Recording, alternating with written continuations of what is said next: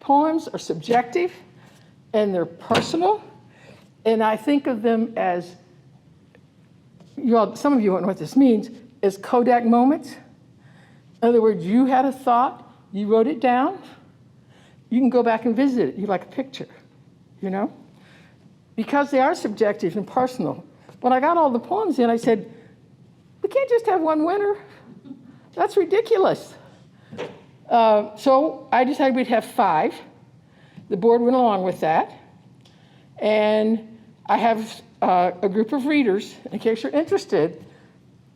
When the readers read their poems, they don't know who you are. They don't know if you're a boy. They don't know if you're a girl. They don't know how old you are. They don't know what school you go to. All they do, my only parameter I have is that they have to like it, which drives some people crazy. But that's what I think it's about. Because I'm on a website that gives me a poem every day. Some I read the first 4 lines, gone. Some I keep. So that's why we have 5 winners, and I call them our merit finalists, okay? So that pretty much explains how you got here. And now, I don't know, if you have any questions, you can ask me later, but I think I'll go ahead and start. And we want to start with Grace Gibson, because I think she has to get to a soccer game.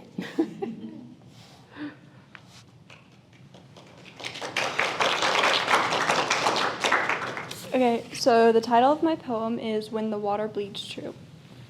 When the water bleeds true and the egrets spill just over the tear ducts of wistful clouds and glaring Spanish oaks, the vultures are here to stay. As the moon anticipates the push and pull of the foamy bile that will soon meet her call, and the cattails spew whispers of devastation that prickle the vagrant coyote's back, not one heeds her warning.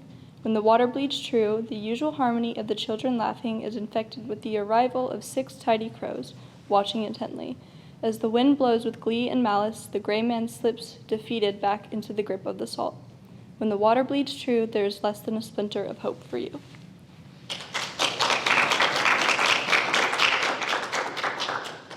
And everybody is allowed to submit 2 poems, and Grace did submit 2. Our next poet is going to be Sydney Parker. My poem's called Who Said? Who said we have to divide? Who said there has to be a collide?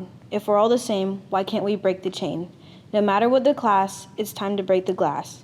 Who said we can't abide? Who said we can't be by everyone's side?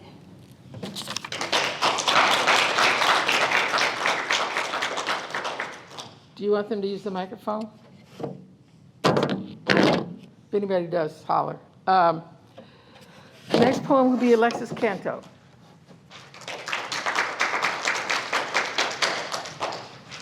My poem is called Looking In. Like the stars hide from the world at night, like a lamp that shines with no light. Like a sidewalk for 3 but having 4, you always seem to want more. You are different, so you are judged. Try not to hold a grudge. Being in but feeling left out, no one knows what it's all about.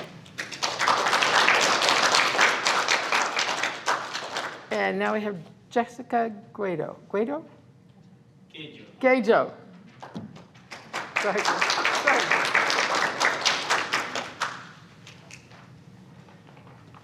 ahead. My poem is called Every Corner. He wishes he could hide from the monsters that reside. In every corner he feels fear, even in the places he holds dear. But in every corner he has hope. Nowhere is safe, he has no hiding place from the violent acts that he has to face, that sometimes he creates. But in every corner he has hope.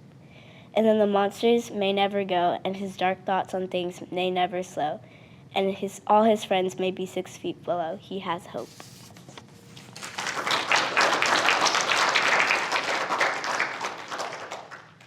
Two things. Every year, we always have one boy. Never fails. Sometimes we have 2, but this year it's Compton Spires.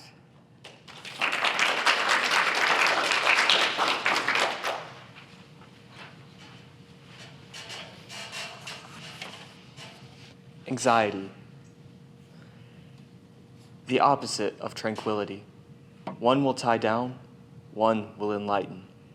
To be absorbed by all the chaos, or to find peace within all the madness and wonders of this world. When it all boils down to a simmer, will you stand your ground, or will you stay hidden in the shadows? Anxiety, a force so crippling it can take down some of the strongest men, a force so strong it can bring weak people's lives to abrupt ends. Will you shine, or will you get smothered by the weight of humanity? When the pressure comes, what will you choose? Anxiety sows or tears, builds or wears. It shows us that there is no certainty in this world that is an unpredictable mess of light and dark, the never-ending war between madness and sanity that breaks mankind.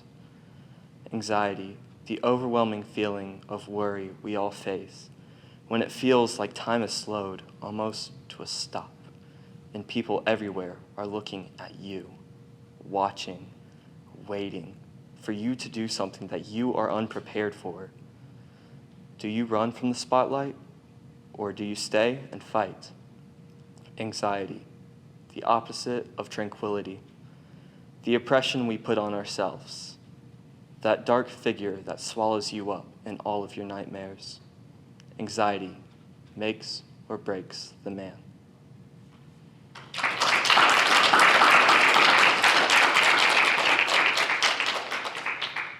Now you see why I don't just pick one.